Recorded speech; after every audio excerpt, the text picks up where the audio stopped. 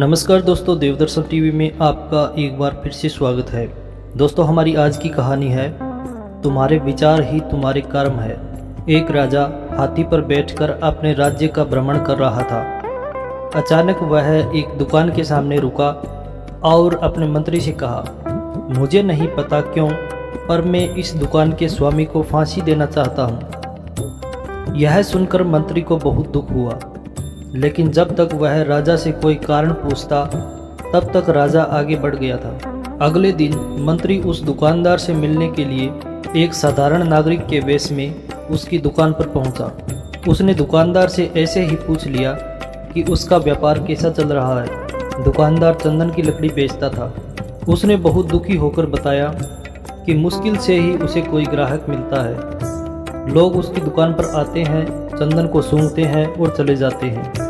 वे चंदन की गुणवत्ता की प्रशंसा भी करते हैं, पर खरीदते कुछ नहीं। अब उसकी आशा केवल इस बात पर टिकी है कि राजा जल्दी ही मर जाएगा। उसकी अंत्येष्टि के लिए बड़ी मात्रा में चंदन की लकड़ी खरीदी जाएगी। वह आसपास अकेला चंदन की लकड़ी का दुकानदार था, इसलिए उसे पक्का विश्वास था कि राजा के मरने पर उसके दिन बदलेंगे।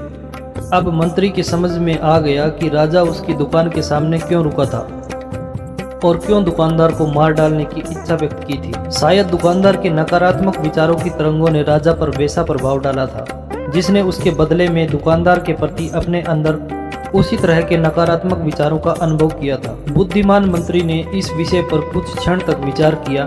फिर उसने अपनी पहचान और पिछले दिन की घटना बताए बिना कुछ चंदन की लकड़ी खरीदने की इच्छा व्यक्त की। दुकानदार बहुत खुश हुआ।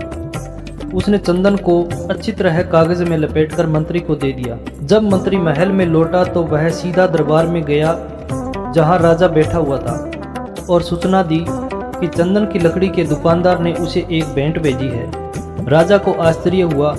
जब उसने बंडल को खोला तो उसमें सुनहरे रंग के श्रेष्ठ चंदन की लकड़ी और उसकी सुगंध को देखकर बहुत प्रसन्न हुआ। प्रसन्न होकर उसने चंदन के व्यापारी के लिए कुछ सोने के सिक्के भिजवा दिए। राजा को यह सोचकर अपने हृदय में बहुत खेद हुआ कि उसे दुकानदार को मारने का अवांछित विचार आया था। जब दुकानदार को राजा से सोने के सिक्के प्राप्त हुए तो वह भी आश्चर्यचकित हो गया। वह राजा के गुण गाने लगा, जिसने सोने के सिक्के भेजकर उसे गरीबी के अभिशाप से बचा लिया था। कुछ समय बाद उसे अपने उन कलुषित विचारों की याद आई जो वह राजा के प्रति सोचा करता था। उसे अपने व्यक्तिगत स्वार्थ के लिए ऐसे नकारात्मक विचार करने पर बहुत पश्चाताप हुआ। यदि हम दूसरे व्यक्तियों के प्रति अच्छे और दयालु विचार रखेंगे तो वे सकारात्मक विचार हमारे पास अनुकूल रूप में ही लौटेंगे, लेकिन यदि हम बुरे विचारों को पालेंगे तो वे विचार हमारे पास उसी रूप में लौटेंगे। दोस्तों, कहानी को पूरा सुनने के लिए आपका बहुत बहुत धन्यवाद। दोस्तों, आपको यह कहानी कैसी लगी हमें कमेंट बॉक्स के माध्यम से अवश्य बताएं। और दोस्तों, अगर आप ऐसी ही कहानियाँ सुनना चाहते हैं तो हमारे चैनल देवदर्शन टीवी को अवश्य सब्सक्राइब कर लें। धन्यवाद दोस्तों।